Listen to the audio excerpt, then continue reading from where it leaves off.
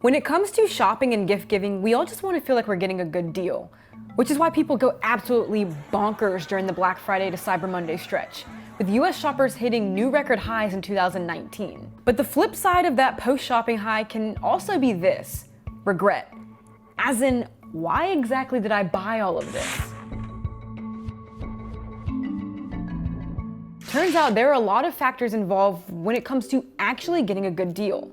Retailers like to capitalize on consumers' lack of willpower when it comes to discounts, so there's plenty of manipulation at play, starting with something as simple as store displays. Ever wonder why Sephora seems to have a treasure trove of items near the register, or why supermarkets have a lot of candy waiting for you in the checkout line? Turns out this is by design, and it works.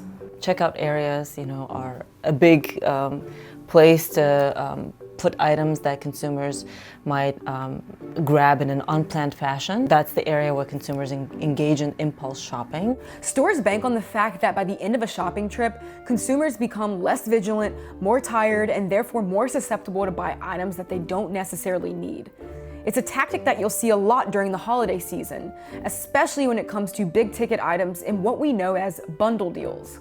Retailers, they will have these big bargains on certain items, but then right before you check out, they will offer you a bundle. They will offer you some complementary items that go along with the items that have been deeply discounted. And so something to be aware of is the fact that retailers will try to make up for some of the lower margins that they get from these big bargain items through the sales of higher margin bundled items. There are a few other store display tricks that tend to get customers to buy without thinking, such as end of aisle displays, or something as simple as where exactly a product is placed on a shelf.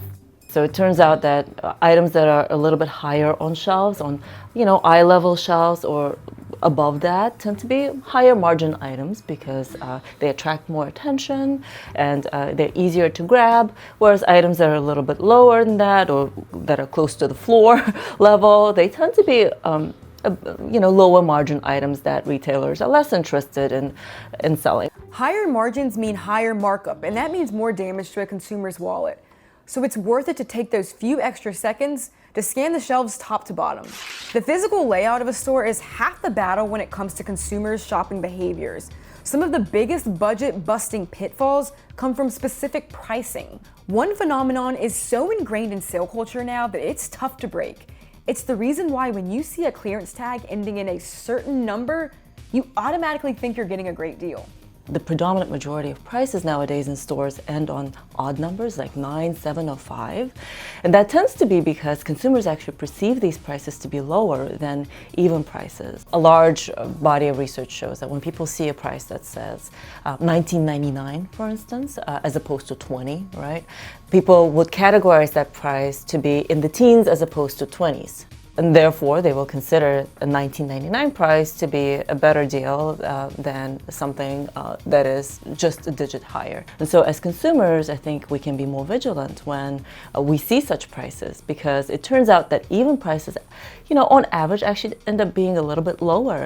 Another tactic is price matching. For example, when you see that 52-inch TV at Best Buy, but for a cheaper price at Target, some retailers will actually match that lower price. But in many cases, you're not actually outsmarting the retail system. You should be aware of the fact that price matching can sometimes yield to higher prices on average across the industry, because big competitors such as Target, Walmart, Amazon will actually implicitly arrive at a matched price that yields high margins or acceptable margins for all competitors, for everybody. This isn't to say that you're completely safe if you just stick to online shopping. For example, if you've ever rushed online to buy a certain item, put it in your shopping cart, and then had second thoughts, retailers will often go to major lengths to try to close that deal. They will actually try to get you back by emailing you some additional deals, right?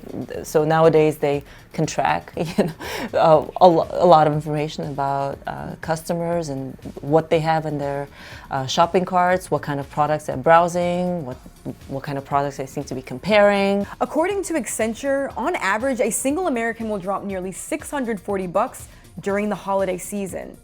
So to cut those costs, try this: carry cash. Research shows that it's actually a lot more psychologically painful to give up cash as opposed to some, virtual kind of money that might be on your credit card or on your Apple Pay or on your mobile wallet. Again, it's tempting with offers like 10% off or free shipping to get caught up with what's in your shopping cart, whether it's online or in person. So it's good to check in and ask, do I really want this, or did this store influence my decision?